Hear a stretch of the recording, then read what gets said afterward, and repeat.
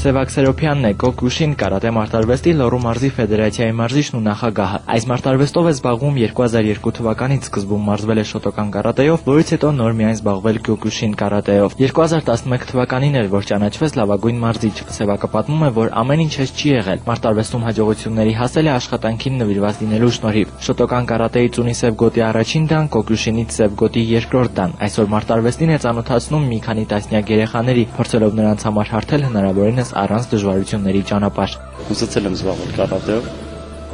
ինչ չեմ թողել, ասենց ասեմ, ֆինանսի պատճառով։ Հետո իմ մեջ փոքրուց ես նպատակ եմ դրել, որ դառնամ ուժեղ կարատեից, դառնամ մարզիչ։ Ունենք մենք ծնողազուրկ երեխաներ, որին ես անվճար եմ պարապացնում այդ երեխեքին, մոտ 20 հոգի կան, 20 երեխա,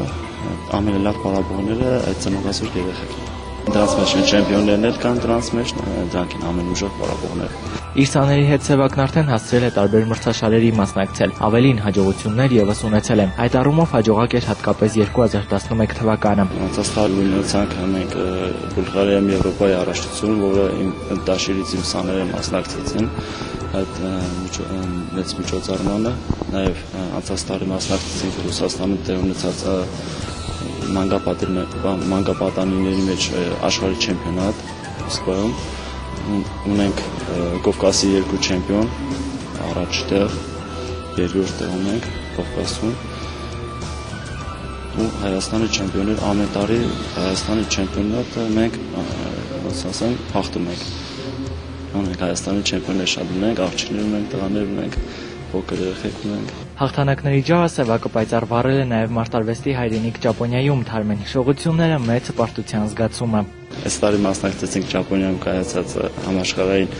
մարզիչների սեմինարին, ու հիմնականում վերաբերվում էր այդ սեմինարը երկիների նախագահներին,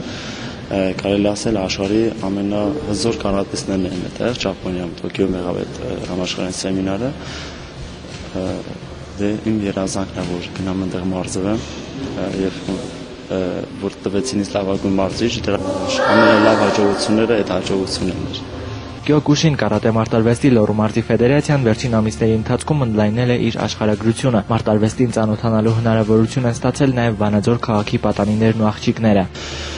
Վանաձորում ունենք արդեն սկսնակ խումբ, որը 3 ամիս է որ արդեն զբաղվում է կարատեով։ Այնտեղ կարատեն հիմնականում դաստիարակում է ոչ մենակ ֆիզիկական, այլ մարդու հոգեբանությունը,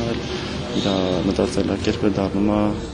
առողջ։ Թարմ ծրագրերն ու նոր մրցաշարերն առջևում են, մնում է հավատալ, որ Սևակի ու նրա սաների անունները դեռ կլսվեն բարձր հարթակներից, ծածանելով հայոց եռագույնը։ Գևորգ Դերցյան, Վազգեն Մինասյան, Մոլորակ։